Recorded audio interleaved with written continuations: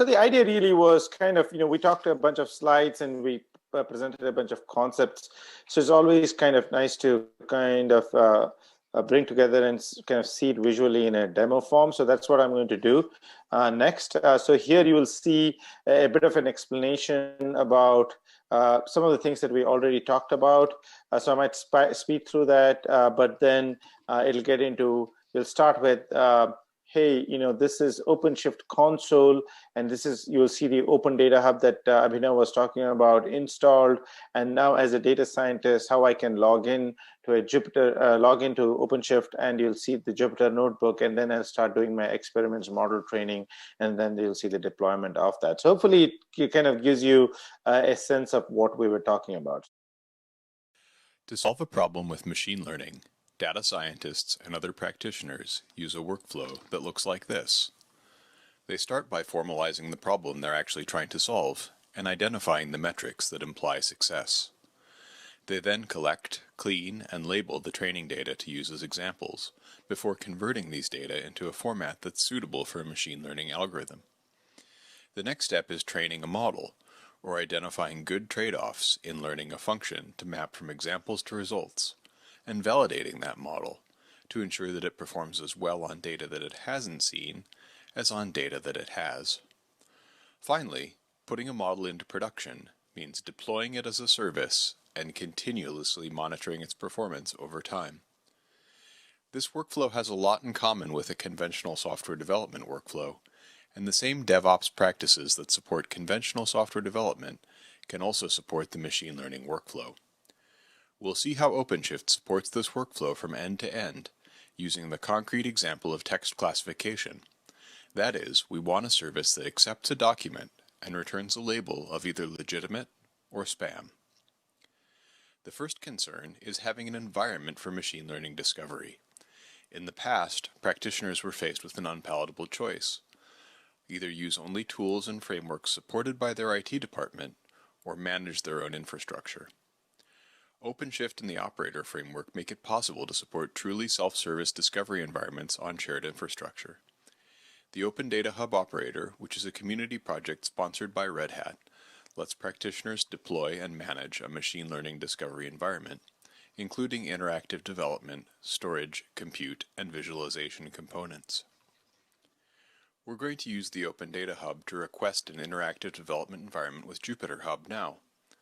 We'll start by logging in, and then we'll see the Jupyter Hub launcher, which will let us choose an image to run our development environment in with some libraries installed. It will let us choose a t-shirt size for the resources we'll need for our environment and whether or not we want to schedule a GPU. Jupyter Hub creates and maintains a persistent volume to hold our work, and we can tell it to clone a Git repository into that persistent volume before we start up. Finally, we can specify some other environment variables as well. We're not using Ceph storage in this demo, but if we were, our credentials would be preloaded in the environment along with any other environment variables we specify. Now we'll go into the development environment and look at our work. Again, we've preloaded some code from a Git repository. This code is what we call Jupyter Notebooks, which are interactive documents that include prose, code, pictures, and output. They're a great tool for experiments and a great communication tool. In this demo, in the interest of time, we're not going to develop new techniques in notebooks. We're just going to use Jupyter to run and evaluate those existing notebooks that we cloned from Git, as if we've gotten them from a colleague. This first notebook shows a feature engineering technique. Its goal is to turn text documents into vectors of numbers so that we can pass them to a model training algorithm. Basically, what we want to see here is that there's some separation between the vectors corresponding to legitimate documents and the vectors corresponding to spam documents, and that's what this visualization shows us at the bottom of the notebook. The next notebook actually trains a model. That is, it finds good trade-offs in separating the vectors corresponding to legitimate documents from the vectors corresponding to spam documents, and thus learns a function to label documents. When we're evaluating this model, we want to look at some of its performance metrics on data it hasn't seen. We'll look at two in this notebook: a confusion matrix, which shows us how often we predicted the right labels along one diagonal, and how often we predicted the wrong labels along the other diagonal. We can also look at the F1 score for this model, which is very good. So these notebooks seem to have reasonably good results, but notebooks are interactive documents. They don't look all that much like software artifacts. In a traditional setting, a data science team would throw some of these over the wall to an application development team, who'd re-implement the feature extraction code and model training code and build a production service. But there are all sorts of reasons why the app dev team might not even be able to reproduce the results in a notebook. Ideally, we'd be able to streamline the process of going to production, increase the velocity of these cross-functional teams, ensure reproducibility, and get some ongoing assurance that our code and models are behaving once they're in production. If we were dealing with conventional software, we'd use CI/CD and other DevOps techniques to achieve this, and things are no different with machine learning. Let's see how to use OpenShift's developer experience to improve the efficiency of our machine learning team. We're going to set up an OpenShift build corresponding to our whole machine learning pipeline here. We have a source-to-image builder that knows how to take a Git repo of Jupyter notebooks and post-process and execute them to make a model service. In this case, we're going to specify our machine learning pipeline in terms of notebooks. The first is going to be that feature engineering notebook that goes from text documents to vectors. And the second is going to be that model training notebook that goes from labeled example vectors to a function to label new vectors with either legitimate or spam. We'll train a model in the build and then create a service that takes text, uses the feature extraction technique from the feature engineering notebook to produce a vector, and then uses the model to make a prediction based on that vector. We've already launched a build here, so we actually have an internal service running in our OpenShift project to make predictions. Let's see what it looks like. We'll interact with this service from a Jupyter notebook to interactively demonstrate how other services in our application might call out to it. In this first cell, we're just defining a very basic client function for our service. This function takes some text and uses it to make an HTTP post to our service, returning the predicted value. We can see how it works by comparing some nonsense words, which we expect to be spam, with the first few words of pride and prejudice, which we expect to be legitimate. We can use our service to make predictions about some of our training data and sanity check that it's performing adequately. It looks pretty good. However, one of the big challenges of machine learning systems is concept drift. The nature of the data we see in the real world can gradually drift away from the nature of the data we trained the model on, meaning that our model no longer faithfully models reality. Put another way, while conventional software often breaks in obvious ways, machine learning models can break silently. They'll continue giving you answers. Those answers will just be wrong more often than you'd like. We can actually detect concept drift by tracking metrics about the predictions we've made. While we don't know in general whether our model is making correct or incorrect predictions, we do know that we expect roughly the same proportion of legitimate and spam messages over time. We certainly don't expect sudden, drastic shifts. These indicate that either the distribution of messages has legitimately changed or that our model's performance has worsened. In this dashboard, we're looking at the predictions our model has made over time, while scoring synthetic messages streaming in on a Kafka topic. We're plotting the logarithm of the counts of each, which means that the slope of each line is proportional to its rate of growth, and is independent of how large the quantity is. If the ratio of legitimate messages to spam messages is the same over time, these two lines should be roughly parallel. We've actually set up our synthetic message generator to start producing more legitimate messages over time, and we can see where the drift occurs, as the lines are no longer parallel, indicating that legitimate messages are growing at a higher rate than spam messages. This sort of divergence would be obvious to a data scientist, but we don't need to tie data scientists up looking at dashboards. We can define Prometheus alerting rules for this, or even train machine learning models to identify this sort of drift in our systems.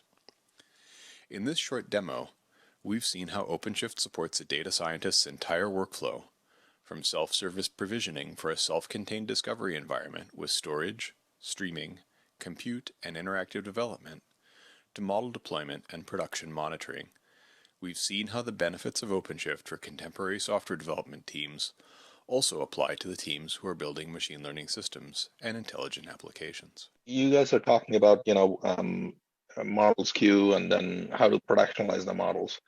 But then generally, some of the other companies in there started using the ML ops terminology more towards governance and security. Examples being ML ops as a company, or data iron as a company, or even algorithmia as a company. They're using it in a different format. Is there a convergence between those two, or are you just guys are using it in different formats? I think there is a convergence. I mean, I think these are different parts of the same, ultimately, where we are all headed. I mean, when you think about it, like being able to identify model drift, for example, versus being able to understand model biases, versus being able to understand that the model has not been compromised with versus being able to understand if the model has been trained on the right data and what the data provenance is, and etc. So these are all interrelated, and so I think that they are kind of being solved in some way to a certain extent. This is naturally how things evolve. You kind of divide and conquer. I mean, they're being solved, but they are all trying to do the same thing, which is ultimately to be able to be more secure, being able to explain much better, being able to be very transparent as versus opaque, etc. And so I think that the concepts are going to converge to your point over time. So real quick, the other part that I wanted to show here really is, how kind of a different end-to-end flow, but this time you kind of start with, I mean, the demo also showed how you started with a pre-trained a notebook and you didn't start from scratch. So that's kind of here. So you could actually go to NVIDIA NGC and they have these. So so let me step back. The objective of this workflow really is to do a conversational AI using BERT, which is a BERT, which is a I don't remember. It's a natural language processing framework, and the idea really is how do you do conversational AI? How do you do Q&A? It's basically how do you build a Q&A bot, if you will, for lack of a better word. And so the idea really is you can either do new model development if you have a data scientist, if you have a data set that obviously is sufficiently different. You can do new model development based on your training data, or you could start with a pre-trained model from NGC, which is the NVIDIA cloud that I talked about. You can check the model into code repository using Git, or and then you can deploy these model in a as a service, as a microservice, if you want to call it, using something simple like Flask, which is an open source framework for exposing a RESTful API, or you could use something like NVIDIA Triton, which is excuse me, NVIDIA's inference server. So it is a little more sophisticated, much more sophisticated, in fact. And one of the things it does is that it's able to actually take advantage of more than one GPU or CPUs and GPUs, and is able to load balance a load coming in. So it's more sophisticated. So, but ultimately, either ways, you're using the model as a service. You are deploying that model as a service, and then you can use those DevOps tools that Tecton is a kube native way that is available in CNCF and on OpenShift, and you can use Tecton to deploy and integrate that service into an app, and we'll call that an intelligent app. And then, as you saw in the previous video, but similarly here too, you could be continuously monitoring and troubleshooting with monitoring from Prometheus and Grafana, and visualizing that on Grafana, as well as troubleshooting with logs coming out. So and then that sets up the feedback loop, so that if you have any drift, as we talked about, you can go back and retrain based based on the new data that you are seeing, and then you can keep this process going. So this is just a different one. This is a different use case, if you will, but the pattern is the same. In this particular case, you've done a conversational AI using BERT. So this is something that you'll find also in our references.